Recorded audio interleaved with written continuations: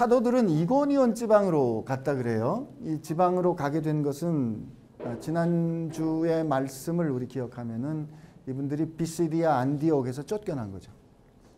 비시디아 안디옥에서 쫓겨났다는 걸 우리가 어떻게 알 수 있는가 하면 사도들이 그 지방을 떠나면서 이제 발에 티끌을 떨었다 그랬어요. 발에 먼지를 떤다는 말은 예수님께서 너희들이 복음을 전했을 때 복음을 받아들이지 않거든 발에 티끌을 떨어뜨려라 이렇게 말씀하셨거든요. 그러니까 발에 티끌을 떨어뜨렸다 사도들이 거절당했다는 뜻입니다. 근데 지난주에 읽었던 이 말씀을 기억해 보면 사도들은 거절당했으나 복음은 두루 퍼졌어요.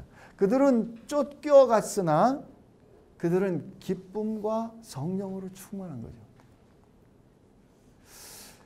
여기 보면 성령으로 충만했다. 이 말이 하나님께서 주신 영으로 충만했다는 이 말은 우리 사도행전 처음 시작할 때 사도행전 1장 8절을 보면 성령이 너에게 임하시면 너에게 힘을 얻는다. 힘을 얻는 사람은 어떻게 해요? 증인이 된다. 그랬잖아요. 그래서 이 제자들은 자기들을 기쁘게 받아들여주는 사람 그 환대를 받음으로 증언하고 또 거절당함으로 증언했어요. 여러분 우리는 환대받는 거 좋아하죠. 제가 어저께 이제 비행기를 타고 내려오니까 우리 석점도사님이 저를 이렇게 환대해 줬어요. 그리고 여기 왔더니 우리 세리자매가 기억하고 목사님 어서 오세요. 그리고 이제 이렇게 환대해 주는데 사실은 저를 알고 그런 게 아니고 아내를 알고 제 얼굴보다는 아내 얼굴을 알고 이제 환대해 준 거예요. 그럼 환대를 받는 건 언제나 감사한 일입니다. 그런데 베드로가 고넬료에게 가서 이 복음을 전하고 고넬료가 베드로를 환대했잖아요. 그죠? 근데 그 고넬료는 할례받지 않은 이방 사람이었거든요. 그러니까 유대인들에게 고넬료의 환대를 받아들인다는 거. 그러니까 고넬료가 자기를 환대하는 것을 내가 다시 기쁘게 받아들이는 거는 문제가 되는 거예요. 왜냐하면 베드로가 그 할례받지 않은 이방 사람들의 집에서 머물면서 그 사람들이 주는 음식을 같이 먹고 그래가지고 교회 다시 돌아갔다가 비난을 받고 문제가 되잖아요. 그러니까 우리가 누군가의 환대를 받는다는 건 때로는 그 환대 때문에 질 수 있는 어려움을 겪는 뜻이에요. 그러나 그들은 그 환대를 통해서 예수님의 사랑이 무엇인지 전했잖아요. 거절당함으로 증언했습니다. 근데 그들이 그렇게 쫓겨갔는데 쫓겨나서 온 이고니온에 와서 그들은 뭘 했어요? 1장을 보니까 두 사도가 함께 유대인의 회당에 들어가 복음을 전합니다. 그랬더니 어떤 일이 일어나요? 유대와 헬라의 허다한 무리가 믿습니다. 이게 비시디아 안디옥에서 일어났던 일이 또 일어나는 거예요. 기쁜 소식을 전했더니 그 기쁜 소식에 따라서 살기로 결심하는 사람들이 생긴 겁니다. 근데 여기 보니까 2절 말씀을 한번 읽어볼까요? 시작. 그러나 순종하지 아니하는 유대인들이 이방인들의 마음을 선동하여 형제들에게 악감을 풍기합니다. 항상 반대가 있어요. 이제 사도들이 이렇게 바울과 바나바가 복음을 전했는데 그 바울과 바나바의 기쁜 소식을 듣고 반응해서 돌아오는 사람들을 보고 시기해서 말이죠. 이 사람들에게 이 나머지 사람들로 하여금 혹은 돌아온 사람들로 하여금 바울과 바나바에게 좋지 않은 생각을 가지도록 하는 사람들이 있는 거예요. 저는 이게 옛날 일이지만 오늘 우리에게 가르침을 준다고 생각해요. 여러분과 제가 살아가는 환경에 항상 우리를 환영해 주는 거 아닙니다. 그렇죠? 우리가 항상 어딜 갔을 때 우리를 늘 환영해 주고 잘 왔습니다 라고 이렇게 늘 환영해 주는 거 아니에요. 때로는 우리를 싫어하는 사람들이 있어요.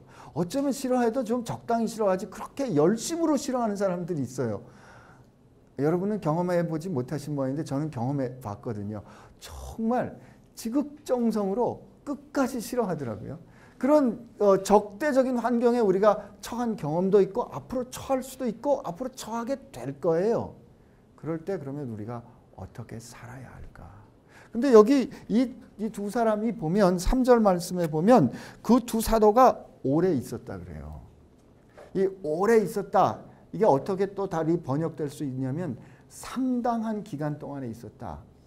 충분히 일어날 언제까지 있었다? 5절에 보면 이 사람들이 자기를 죽이려는 의도, 돌로 치려는 의도가 있어서 도망갈 때까지 있었어요. 그러니까 견딜 수 있을 때까지 견디었던 거예요.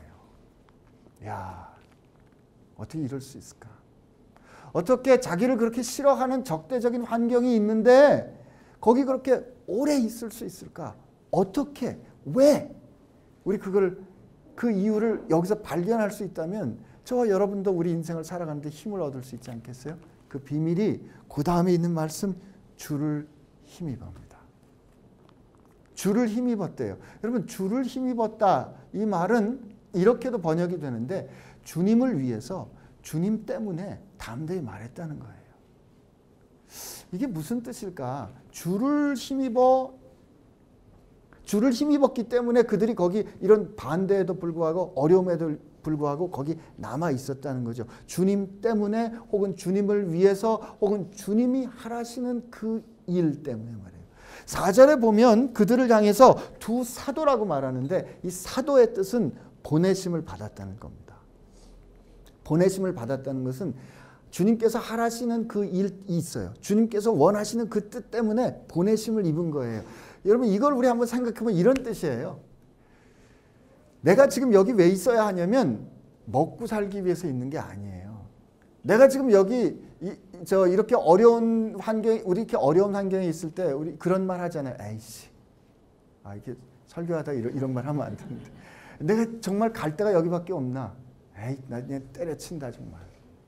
그렇게 할 수 있음에도 불구하고 정말 하루에도 1000번은 그냥 때려치고 싶음에도 불구하고 내가 여기 있는 이유는 이게 내가 먹고 사는 일 때문이 아니고 나를 보내신 분의 뜻이 있기 때문이에요. 그분이 내가 여기 있어야 한다고 말씀하셨기 때문이에요. 여러분, 이게 저는 이거를 부르심, 소명이라고 생각해요. 저는 이제 주중에는 그 연세대학교 병원에서 일하는데 같이 일을 하다 보면 말이죠. 내가 굳이 이 일 안 해도 돼요. 내가 이것 때문에 고민 안 해도 돼요. 그런데 어떻게 하면 학생들을 잘 가르칠 수 있을까? 학생들 평가를 이렇게 제대로 못하면 안 되는데 하고, 지난 목요일 금요일에도 학교에 갔다가 어떤 선생님하고 둘이 앉아가지고 계속 이러면 안 되는데, 우리 선생님, 우리 돈이 없기 때문에, 사람이 없기 때문에 이런 제한점 우리 다 내려놓고 뭐가 필요한지 한번 고민해 봅시다.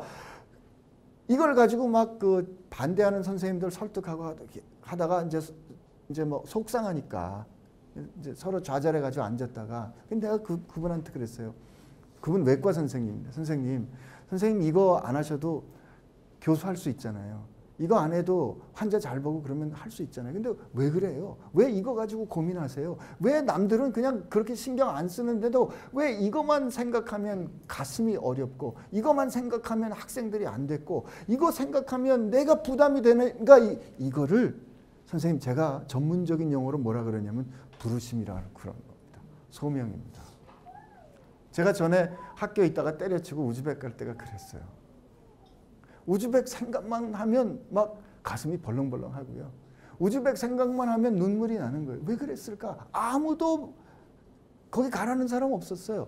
그러나 주님께서 거기 가라고 하시는 그 말씀, 뜻, 이게 여러분과 이 사도라는 말은 사도행전 1장을 보면 주님께서 택하신 사도, 그렇기 때문에 예수님이 택해서 예수님과 함께 다녔던 12사도를 특별히 사도라 그러지만 바나바와 바울은 그런 사도가 아니거든요. 그렇다 그러면 주님께서 당신의 뜻을 위해서 사명을 주어 교회를 통하여 보낸 사람들을 사도라고 불렀음을 말하는 거예요. 그렇다 그러면 하나님은 여러분과 제가, 여러분이 지금 있는 곳에 하나님의 뜻을 이루기를 원하시는 거예요. 그러니까 힘들고 어려워도 그 뜻 때문에 우리가 못 떠나는 거예요. 내가 힘들고 어려워도 주님께서 나를 통해서 하라고 하신 그 말씀 때문에 내가 대충 못 사는 거죠. 그런데 여기 기가 막힌 일이 일어나요. 사도들이 그 주님께서 하라신 그 말씀, 은혜의 말씀을 선언하고 선포했잖아요. 그런데 주님께서 어떤 일을 하시냐면, 우리 3절 한번 읽어봅시다. 같이 큰 목소리 읽어보면 시작. 두 사도가 오래 있어 주를 힘입어 담대히 말하니 주께서 그들의 손으로 표적과 기사를 행하게 하여 주사 자기 은혜의 말씀을 증언하시니. 보세요. 그들이 거기 오래 머물러 있어요. 왜요? 주님을 힘입어 주님께서 하라고 하신 그 뜻, 주님께서 이루기 원하시는 그 사명 때문에 거기 머물러 있다 그랬어요. 그러면 그들이 담대히 말했는데 뭘 말했을 것 같아요? 주님께서 원하시는 말씀을 했을 거 아니에요. 그러니까 그게 은혜의 말씀이에요. 그런데 주님은 이들이 선포한 그 말이 옳다. 이렇게 이들이 주님의 뜻을 생각해서 주님께서 원하시는 것을 그들에게 사람들에게 전했을 때 그 말이 진짜 옳은 것을 누가 증명해 준다? 주님께서 증명해 주시는데 어떻게 증명해 준다? 그들의 손을 통해서 기사와 놀라운 일들, 기적과 같은 일들, 일어날 수 없는 여기서 이 특별히 이적, 표적이라는 말은 사인이라는 뜻이거든요. 그 일을 통해서 진짜 그 뒤에 있는 분, 그 어떤 놀라운 생각지 못했던 일을 통해서 아, 여기 하나님이 계시구나라는 걸 가르쳐 주시기 위해서 그들을 통해서 일하신다. 얼마나 신났겠어요. 그들은 힘든 상황에 머물러 있었지만 자기를 보내신 이의 뜻을 생각했고 그 뜻에 따라서 말했는데 이 말이 옳다는 것을 하나님이 그들의 섬김, 그들이 일하는 걸 통해서 놀라운 일이 일어나게 하는 걸 통해서 예수님께서 친히 증명해 주셨다는 거예요. 나는 저와 여러분의 삶이 이런 기적의 삶이 되기를 축복합니다. 이거 멋있잖아요. 나는 기왕 사는 거 이렇게 살았으면 좋겠어요. 우리가 하나님 앞에서 힘들어도 그림 그렸는데 그림 그린 대로 되지는 역사 말이에요. 내가 누군 건 크게 중요하지 않습니다. 상황이 어려운 건 크게 중요하지 않아요. 우린 되게 상황이 어려운 거를 고민하거든요. 아니에요. 내가 상황이 어려운 거를 신경 쓸 것이 아니라 나를 여기 보내신 주인의 뜻, 대장의 뜻이 무엇인지를 신경 쓸 때 거기에 유념해서 거기에 신실할 때 하나님은 우리를 통해서 이 상황을 바꿔주시는 역사를 일으켜 주실 겁니다. 우리가 이걸 좀 배웠으면 좋겠어요. 그러니 이런 놀라운 일이 일어나니 어떤 일이 생겨요? 4절에 보니까 그 신의 무리가 나뉩니다. 유대인을 따르는 자도 있고 이 두 사도 바나바와 바울을 따르는 사람들이 생겨요. 그랬더니 어떤 일이 생깁니까? 5절부터 7절까지 우리 한번 가봅시다. 시작. 이방인과 유대인들이 그 관리들이 두 사람들을 모욕하여 돌려치려고 달려드니 그들이 알고 도망하여 루가오니아의 두 성 루스드라와 더베와 그 근방으로 가서 거기서 복음을 전합니다. 예. 하여튼 여기 보니까 이 사람들이 나눠지잖아요. 나눠지는데 근데 이 바나바와 바울은 어디로 갔어요? 이고니온에서도 더 못 있고 이제 거기서 왜냐면 자기를 죽이려 그러니까 쫓겨간 거예요. 어디로 갔어요? 루가오니아 지방의 루스드라와 더베로 갑니다. 여러분 여기 보면 두 사람이 있죠. 한 사람은 사람들을 동원해서 격동시켜서 누군가를 죽이도록 움직일 수 있는 뭐가 있어요? 힘이 있어요. 여기 권세를 누리는 이방인과 유대인과 그 관원들이 있어요. 근데 그들은 그 자기들이 누리는 권세를 가지고 누군가를 죽이는 그런 결정과 누군가를 미워하는 삶을 살았거든요. 근데 여기 다른 사람은 쫓겨갔어요. 도망갔어요. 그래서 루스드라와 더베로 피하고 도망가고 쫓겨가는 삶을 살았지만 우리 뒤에 이어지는 그 삶을 볼 텐데 이들은 거기서도 복음, 복된 소식을 전하는 삶을 살았던 거예요. 여러분은 어떤 삶을 살고 싶으십니까? 우리는 기왕이면 내가 있는 곳에서 내가 이렇게 말하면 네 하고 말을 듣는 권세를 누리는 거 이게 더 좋은 삶이라고 생각하지만 오늘 성경은 우리에게 무엇을 증언해 주는가? 힘들고 어려운 환경에 처할 수 있게 될지라도 사람을 살리는 이 삶이 복된 삶이라는 거죠.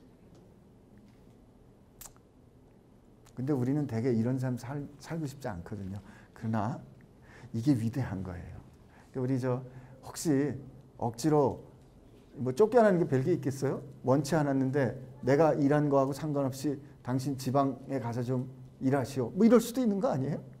그거 좌천이라고 생각할 수 있는 거 아니에요? 내가 왜 이런 취급을 받아야 되지? 그럴 수도 있잖아요. 그런데 거기 가서도 누군가를 살리고 누군가를 도울 수 있는 삶을 사는 그때 하나님은 거기 그렇게 사는 우리를 향하여 눈길을 주신다 이거죠. 사람들이 쳐다보는 것보단 하나님이 보는 게 중요해요. 그게 마지막 시험이거든요. 마지막 평가거든요. 그 어떤 기쁜 일이 일어나는가 한번 보세요. 루스드라에 발을 쓰지 못하는 한 사람이 앉아 있는데 나면서 걷지 못하게 되어 걸어본 적이 없는 자라. 바울이 말하는 것을 듣거늘 바울이 주목하여 구원받을 만한 믿음이 그에게 있는 것을 보고 큰 소리로 이르되 내 발로 바로 일어나라 하니 그 사람이 일어나 걷는지라. 기적이 일어난 거죠. 제가 어저께 이제 여기 비행기를 타고 오는데 조선일보에 A면 A28면에 그냥 전면 광고가 있는 걸 봤어요. 성령이 역사하시는 특별 집회. 성령이 역사하시는 특별 집회. 전면 광고에 유명하신 목사님들 다 나왔는데 그 성령이 역사하시는 특별 집회 밑에 4명의 간증이 있는데 4명의 간증이 뭐냐면 가난 사기 기도하고 완치되다. 신장한 말기 금식 기도로 완치되다. 실망과 좌절하다가 집회에 참석하고 연 매출 70억 100억의 주인공이 되다. 자살하려고 하다 금식 기도해서 3일 금식 기도하고 연 매출 100억의 주인공이 되다. 이게 그 가운데 핵심이 되는 메시지로 올라가 있는 거예요. 제가 그걸 보고 그냥 가슴이 덜컹했어요. 여러분 우리는 이걸 보면 나면서부터 걷지 못하는 사람이 일어나는 거 이걸 기적으로 보거든요. 근데 지금 여기 말씀 보세요. 바울이 말하는 것을 그가 들었다 그랬어요. 바울이 말하는 것을 그가 듣고 그 듣는 그를 바울이 잘 보니까 집중해서 보니까 그에게 구원받을 믿음이 생겼다 그러는 거예요. 여러분 바울이 무슨 말 했을 것 같아요? 기도해서 병 고침 받고 기도해서 100억 대박 나는 그 사업 성공해서 이거 했을 것 같아요?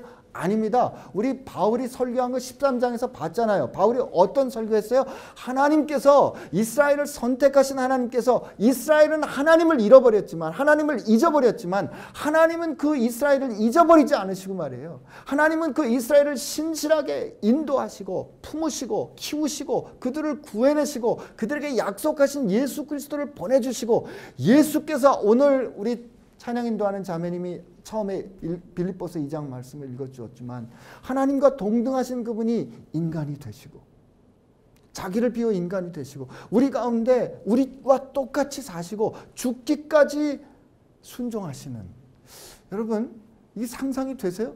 하나님과 동등하신 그분이 인간이 되셨어요. 여러분 이게 믿어지세요?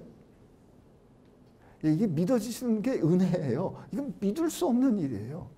그런데 인간이 된 그분이 그 완벽하게 하나님의 뜻에 따라 사셨는데 죄 없으신 그분이 그 죄 있는 더러운 인간들에게 고난을 받으시고 십자가에서 수치를 당하시고 찢기고 죽었다?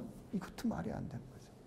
근데 그렇게 죽으신 그분이 죽은 거로 끝난 것이 아니라 죽음에서 다시 사셨다. 여러분 죽음에서 다시 사셨다라고 이 죽은 뒤에 삶이 있는 것이 사실이다 라고 떠들고 다니는 게 우리가 믿는 믿음이란 말이에요. 여러분 우리 이게 복음이거든요.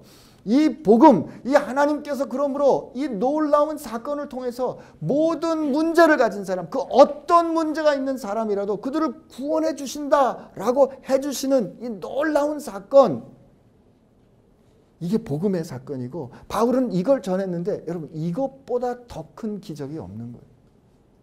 이 세상에 이것보다 위대한 일이 없어요. 우리가 여러분과 제가 이 복음을 믿었다면 말이에요. 이 복음을 인정하고 받아들일 수 있다면 말이죠. 우리 삶의 어떤 어둠도 우리 삶의 어떤 병도 우리 삶의 어떤 문제도 해결하지 못할 게 없어요.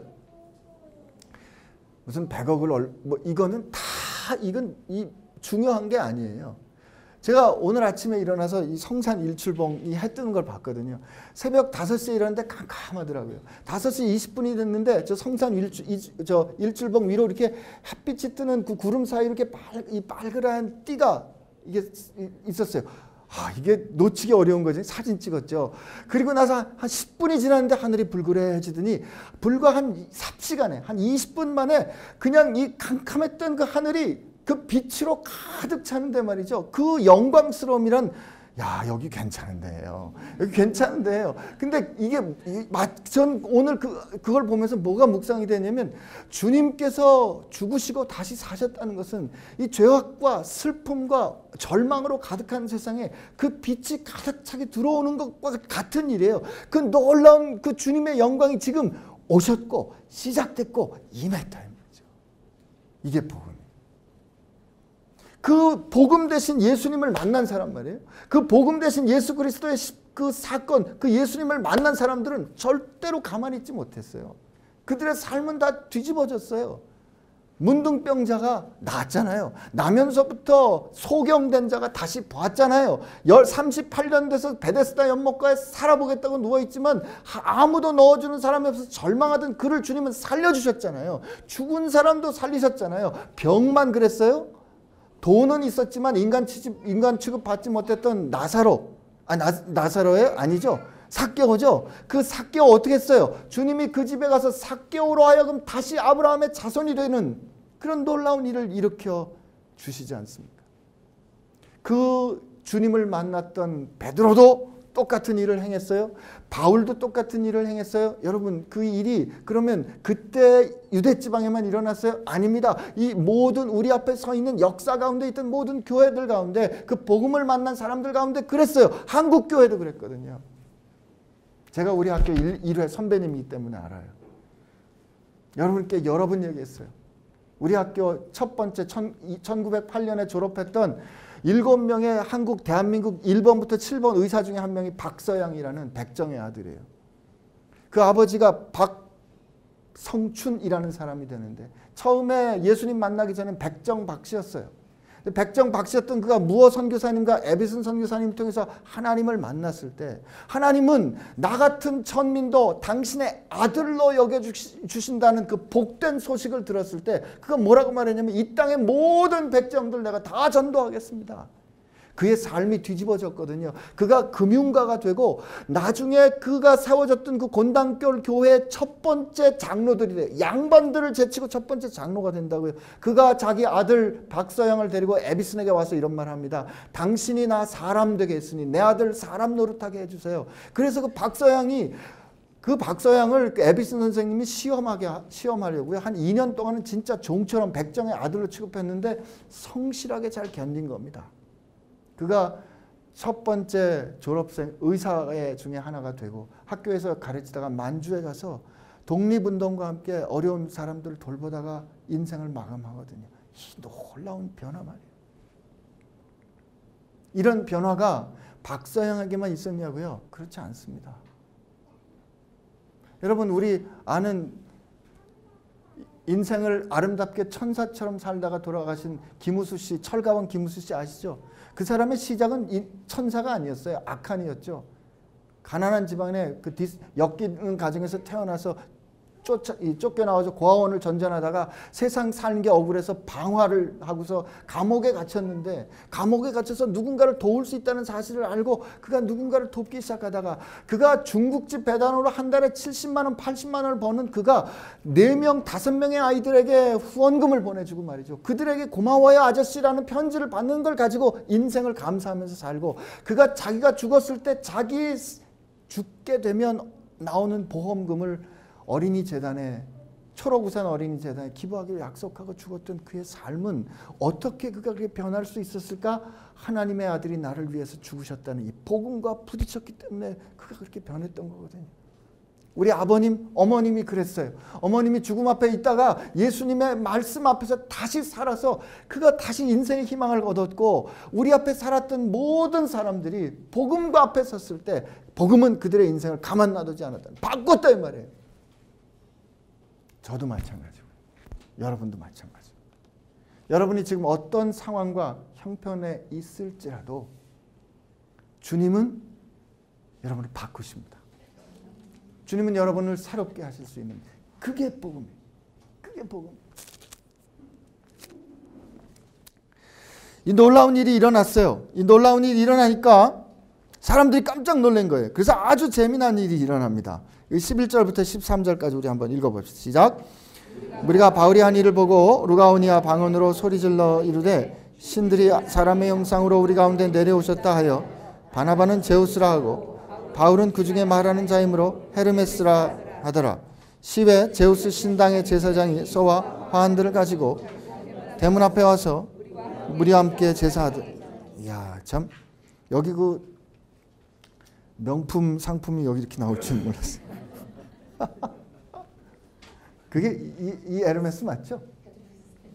아닌가요? 사람들이 깜짝 놀란 거예요. 아, 이게 도대체 이게 어떻게 이렇게 사람이 이런 일을 할 수 있는가? 그래서 거기 루가오니아 지방에 있는 사람들이 자기네 말로 야, 신들이 내려오셨다. 제우스와 헤르메스가 내려왔다. 이렇게 하고 그들에게 이제 예배하려고 그러는 겁니다. 이게 왜 누가가 이런 말을 증언하는가? 이게 그럴 수 있는 게요. 오비드라는 사람이 있었는데 이분이 예수님 오시기 47, BC 47년에 태어나가지고 예수님 오시고 17년, 한 18년까지 살았던 굉장히 유명한 그 작가예요. 작가인데 이 사람의 그 전체 이름은 굉장히 길어요. 뭐 푸블리우스, 오비디우스, 네서 뭐 이런 이름인데 그냥 오비드라고 불리거든요. 근데 이 오비드라는 사람이 쓴 책이 있는데 여러 책 중에 이 신들이 사람의 모양으로 변해가지고 왔다는 이게 메타몰포세스라고 그러는 그 변형된 이야기들을 쭉 적어주는 그 책의 8권에 보면 바커스와 플레몬의 이야기라는 게 나오는데 그 바커스와 플레몬이라는 가난한 부부가 이 지방에 살았다는 거예요. 이 지방에 살았는데 제우스와 에르메스가 이게 사람 모양으로 해가지고 이 동네 와가지고 하룻밤 좀 거하게 해달라고 집집을 다녔는데 한 1000집쯤을 다녔는데 어떻게 하룻밤 사이에 1000집을 다녔는지 모르겠지만 1000집쯤을 다 거절당했대요. 근데 이 바커스와 필레몬이라는 이 부부가 사는 집이 아주 가난한 집인데 이 둘을 영접한 거예요. 이 둘을 영접하고 그냥 자기 가진 거로 대접하고 누추하지만 이분들 쉴 곳을 이렇게 공개하는 가운데 신인 거를 알게 돼요. 신인 거를 알게 돼서 이제 경배를 하니까 제우스가 이렇게 에르메스가 이렇게 말한다. 에르메스가 이 대변인이잖아요. 에르메스가 이렇게 말합니다. 내가 이제 홍수로 이 마을을 다 쓸어버릴 텐데 너희들을 구해주겠다. 소원 있으면 말해라. 그랬더니 우리가 가난하지만 이제까지 오랫동안 행복하게 살았는데 나는 아내가 죽어 무덤에 묻히는 걸 볼 수 없고 그리고 내가 아내 옆에 나중에 묻히는 걸 저는 견딜 수 없으니 한날 한시에 우리 둘이 같이 죽게 해주세요. 그래서 그 가난한 집이 제우스와 헤르메스를 섬기는 신전이 되고 이 사람들은 제사장이 돼서 그렇게 소원 성취했더라라는 이야기가 있다는 거예요.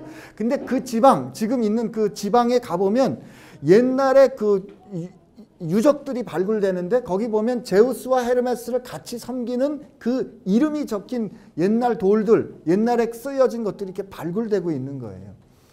그런 이야기가 이 지방에 있었는데 지금 바나바와 바울이 이런 기적을 베푸니까 그 신이 오셨구나 라고 경배를 하려고 그런 거죠. 근데 보니까 바나바는 구브로 출신이니까 이 얼굴이 깜깜하고 아니 나이가 좀 더 많았고 키가 컸던 것 같아요. 바울은 보면 소문이 키가 좀 작고요.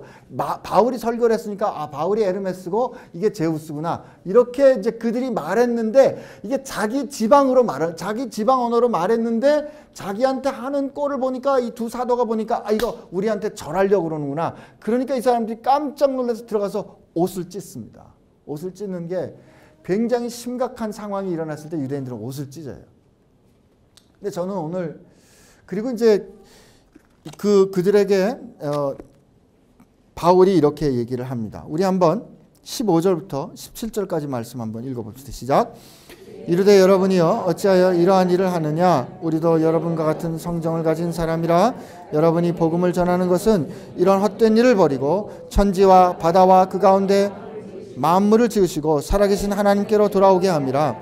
하나님이 지나간 세대에는 모든 민족으로 자기들의 길들을 가게 방임하셨으나 이제 자기를 증언하지 아니하신 것이 아니니 곧 여러분에게 하늘로부터 비를 내리시며 결실기에 주시는 선한 일을 하사 음식과 기쁨으로 여러분의 마음을 만족하게 하셨느니라 하고.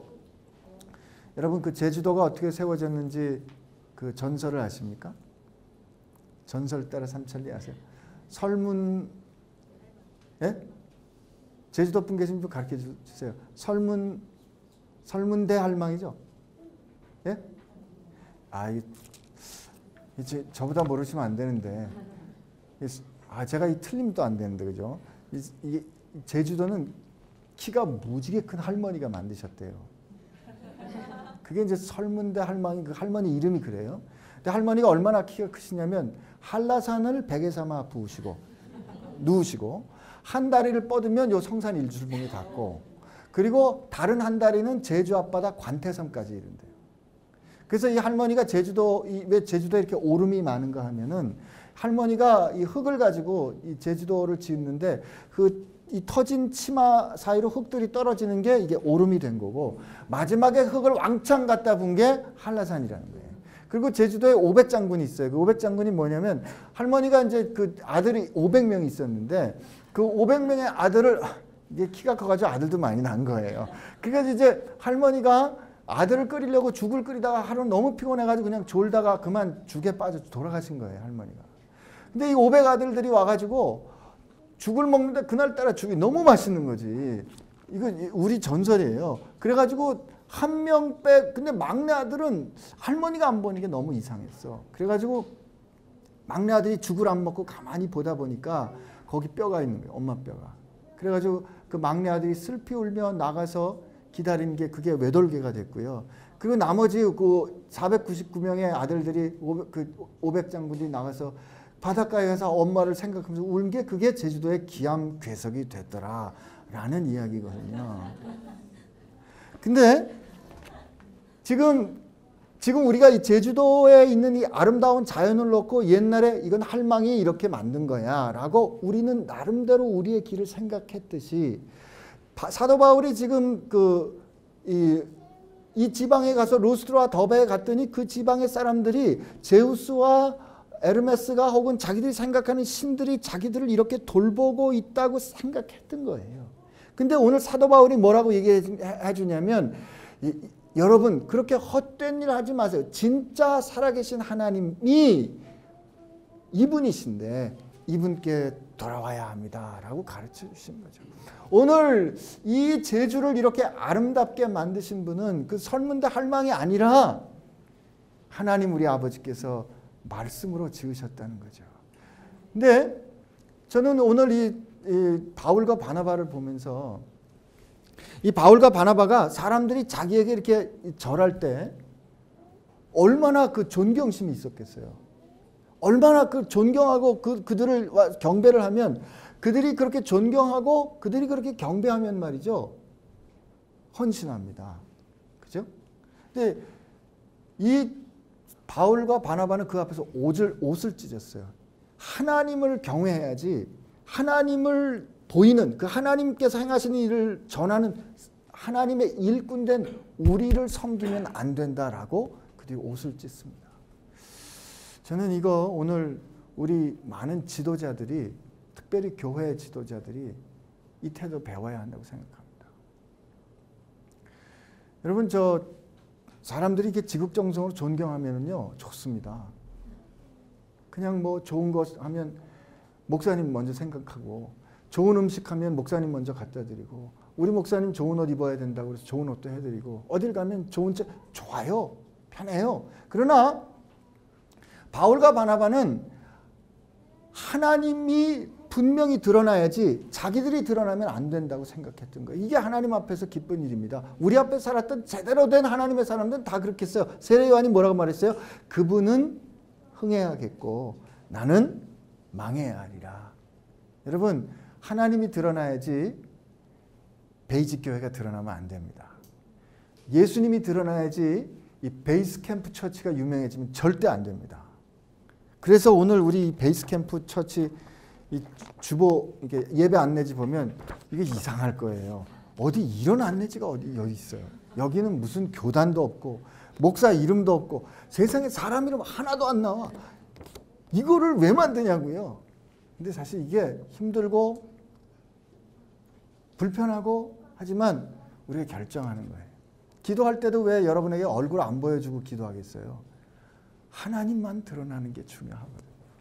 근데 이게 사람들을 옳은 대로 인도하는 겁니다. 여러분 왜 많은 목사님들이 그렇게 하나님 대신에 자기를 섬기는 거를 그냥 놔둘까? 이건 저를 포함해서 하나님 앞에 제가 두려움으로 고백하는 겁니다. 성도들을 사랑하면은요 그렇게 못합니다. 사랑하지 않기 때문에. 그러니까 성도들이 목사님을 예수님보다 더 사랑하고 목사님을 예수님보다 더 쫓아가는 거를 그냥 놔두는 이유는 성도들을 사랑하지 않기 때문에. 성도들을 사랑하면 나는 감추어지고 예수님이 드러나도록 해야 됩니다. 성도들이 나보다 혹시 예수님 더 좋아하는 것 같으면 스톱! 하고 예수님 앞으로 돌이켜야 되는 거예요. 그래서 우리가 조 목사님하고 같이 우리를 뭐라고 부른다? 나는 그렇게 부르는 거 진짜 싫어하지만 형님이 그렇게 하셨기 때문에 할 수 없어요. 우리는 목자 되신 예수님을 향해서 양된 성도들이 가도록 옆에서 지저대는 뭐다? 개다.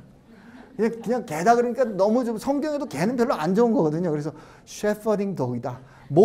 목자를 돕는 양치기 개다 이 말이에요. 우리는 개같이 이게 좀 짖어서 말이에요. 그분께로 향하도록. 그게 우리의 영광이고 그게 여러분과 제가 또 해야 될 일이에요. 나는 여러분들이 무슨 일을 하는지는 모르겠어요. 그러나 여러분들이 혹시 살아오는 동안에 여러분들과 같이 일하면서 여러분을 믿고 따랐던 누군가 있는데 여러분을 믿고 따랐던 후배가 있는데 제자가 있는데 그들을 잘 가르치고 그들 잘 세우고 해서 그들이 또 자기 나름대로 자기 일을 할 수 있도록 세워지면 말이에요. 그들이 와서 고맙다고 안 해도 그들이 와서 나한테 무슨 값을 치르지 않아도 그게 잘하는 거예요. 그게 사람들을 옳은 대로 인도하는 거예요. 그게 주님이 기뻐하시는 길이에요. 그거 할 때 내가 안 보여도 괜찮아. 내가 소금처럼 녹아져도 괜찮아요. 왜요? 다니엘서 마지막에 보면 많은 사람들을 옳은 대로 인도하는 사람은 어떻게 된다고요?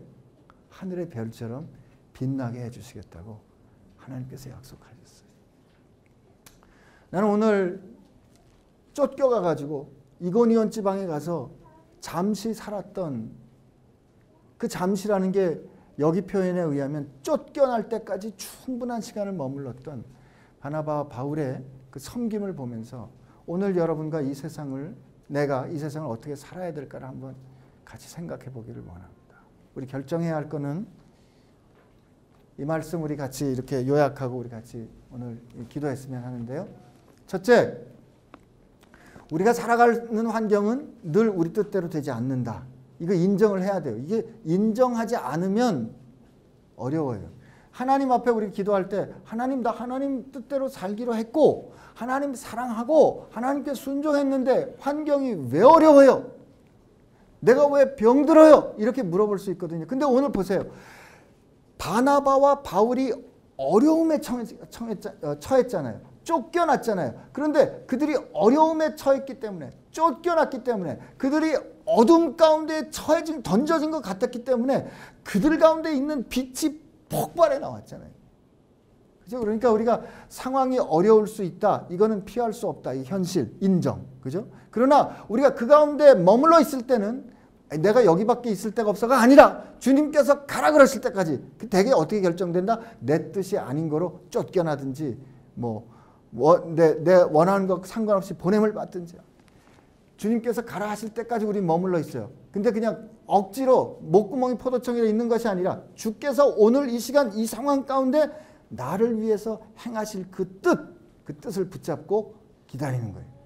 그때 그 뜻에 우리 충실하면서 살 때 하나님은 우리의 섬김과 우리의 삶을 통해서 놀라운 일을 행하신다. 그 놀라운 일을 행할 때 우리의 삶을 통해서 우리의 고백을 통해서 하나님은 세상을 흔들 충격을 주실 거예요. 나는 여러분과 저의 삶이 좀 충격적이었으면 좋겠어요. 복음이 있는 곳은 가는 데마다 그렇게 소동이 일어났는데 왜 오늘 우리가 사는 건 이렇게 우리가 있는데 빛을 가진 사람이 있는데 이렇게 어둠이 꼼짝을 안 하냐고. 우리 오늘 하나님 앞에 같이 결심하면서 우리 같이 기도합시다. 같이 기도했으면 좋겠어요. 이렇게 기도합시다. 하나님께서 나를 원하셔서 나를 택하셔서 나를 지금 내가 있는 이곳에 보내신 줄로 믿습니다. 하나님 내가 지금 처해 있는 상황이 힘들고 내가 원하는 상황이 아닐지라도 하나님 내 형편과 상황을 내가 보고 형편과 상황에 눌리는 것이 아니라 나를 보내신 주님의 뜻, 내게 허락해 주신 그 복된 소식, 나로 행하실 주님의 그 놀라운 약속, 그 약속을 붙잡는 사람, 그 복음을 붙잡는 사람 되게 해 주시어서 하나님 비록 제가 연약할지라도 하나님 나를 통하여 세상이 그 복된 소식으로 충격받게 하여 주옵소서. 이렇게 하나님의 거룩한 소동을 일으키는 하나님의 사람 되기를 소원하오니 오늘 나를 그렇게 사용하여 주옵소서. 우리 교회를 그렇게 사용하여 주옵소서. 이렇게 우리 하나님 앞에 같이 기도하겠습니다. 같이 기도합시다. 하나님 아버지 감사합니다. 오늘 이 시간 우리와 함께 하여 주심에 감사를 드립니다. 하나님 나를 사랑하여 주셔서 주의 백성으로 삼아주시고 주의 생명으로 나를 삼아주심에 감사합니다. 하나님 오늘 이 시간 우리가 주님 앞에 기도하오니 하나님 저희들로 하여금 나를 이곳에 보내신, 나를 이 상황 가운데 보내신 하나님의 뜻, 주님의 부르심, 주를 힘입어 사는 사람들 되게 하여 주시옵시고 하나님 그러므로 그 주의 뜻과 함께 머물러 있는, 주님 원하시는 때까지 충분히 머물러 있을 수 있는 사람들 되게 하여 주시고 하나님 그렇게 결심할 때 하나님께서 우리를 통하여서, 우리의 머금을 통하여서, 우리의 섬김을 통하여서, 우리의 삶을 통하여서 아름다운 역사 이룰 줄로 믿습니다. 하나님 감사합니다. 하나님 오늘 이곳에 함께 예배하는 우리 지체들의 형편과 상황을 하나님께서는 다 아시는 줄로 믿습니다.